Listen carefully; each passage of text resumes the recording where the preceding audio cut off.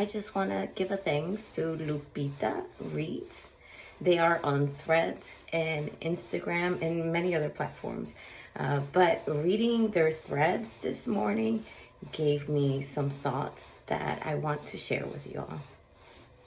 All right, so I woke up to a Threads post about the 100 best books by the NYT list. And I guess I asked a whole bunch of people, right, to be like, what's your all-time favorite books and things of that nature. So that question. And I woke up to this thread explaining that it was probably, like, out of all those 100, probably 4 books by Latine authors. And I shared it because I was very curious about why that is. And because as a Latine author myself and a Latine reader, first of all, why is it here in the United States that this type of literature is behind? But I started to think, right, as I'm getting up and I'm thinking about it and my brain is revving up. And I'm like, I remember, I go back to that time that I was told, well, your books are not marketable because you have Spanglish in there, right? The culture that I'm representing, how my characters talk, and all those things that are very much Latine and part of my lived experience are not marketable. And I was told that not till in the 2020s still, so it wasn't that long ago. And still, if you go through Mrs. Franchi's Evil Ring, you may spot 1 or 2 reviews that make mention of the wording in there that is Spanglish. Some, I think one says like it didn't take him out of the story or anything like that, and they were able to follow along. I think another one may have mentioned that they felt as if they would have needed a dictionary or some sort of definitions for the books. And I don't get all huff and puffy about reviews because reviews are for readers. When I read the reviews is really to see if there's a trend there of something that I agree with and would change in future books. And that really is it, because I had to take my feelings out of that equation a long time ago and understand that you're not going to be someone's everything as an author, as anything really. But when I started to put those experiences together, it made me understand that perhaps when it comes to the Latine, because it's such a big umbrella, right? And we're just talking culture, people. Latine is not a race. Okay, Latine is not a race. We're talking about the culture. So vast, so diverse. And you have subcultures within that culture. Like my books are Dominican. I'm a Dominican author, so I write from that experience. I write from an immigrant experience, from a Dominican that has come to the United States experience at a young age. I write within that realm of the many subcultures in the Latine community. And of course, anyone who, like me, came to the United States with their mother language being Spanish and having to learn English here, you know that we mix those words. Mezclamos todo and make American English words, right? Spanish, and vice versa. Because sometimes as we're learning these 2 languages, we forget parts of one and parts of the other. So to make it make sense in our community, we meld those together and it becomes Spanglish. And that is very, for anyone that is part of the community, you know that. It's authentic, it's what we do.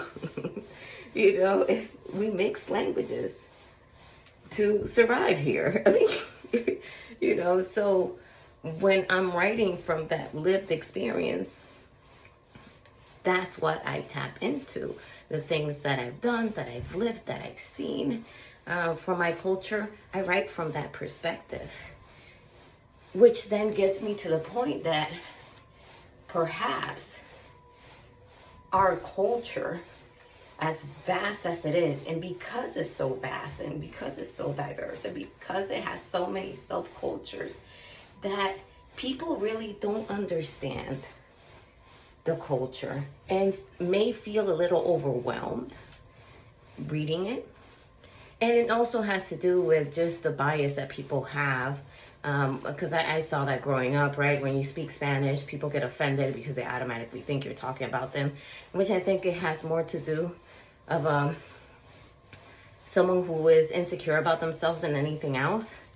Because I've been into groups of people where they're speaking something else other than in Spanish and English, and I don't understand it, but I don't automatically assume, oh, they're talking about me. They must be talking about me. They must hate me. I just kind of accept it when people are talking another language because that's their language. They're speaking it. I just don't know it yet. But you see that a lot, kind of like that bias, that hesitancy to accept something other than what has been in the United States for a long time. And perhaps that is what's happening to literature. And perhaps that is why we must push authenticity more, market it more, and be advocates for it. Because it is not, I don't think it will ever be mainstream, but I think it can get closer to mainstream. But that's why we kind of like everything is tied together, right? That's why I think like TV shows need to be authentic, right? Why are people outside the culture writing these TV shows, directing these TV shows, right? It will be authentic when people who experience or are under that umbrella are able to create these stories, direct these stories, and then really produce it and put it out into the public. It does us no favors at all to have other people outside of the culture create those things for us. Why? Because then we will continue to just propagate a narrative that is not really authentic, that is not really real. And we may end up going back into the biases of what Hollywood and former literary works have pushed as what is Latine, who is Latine. That's why I think we need to take that over. If it's our narrative, we need to take it over. But we also need to understand the intersectionalities that come with that, right? Like we have Black Latine, Indigenous Latine, White Latine. We have LGBTQIA plus Latine. It's disability Latine. It's like there's a lot of intersectionalities there that we must also be accepting to, because they all fall under that umbrella. Because once again, Latine is a culture, it's not a race. So I think if we own it, that entire umbrella within its entirety,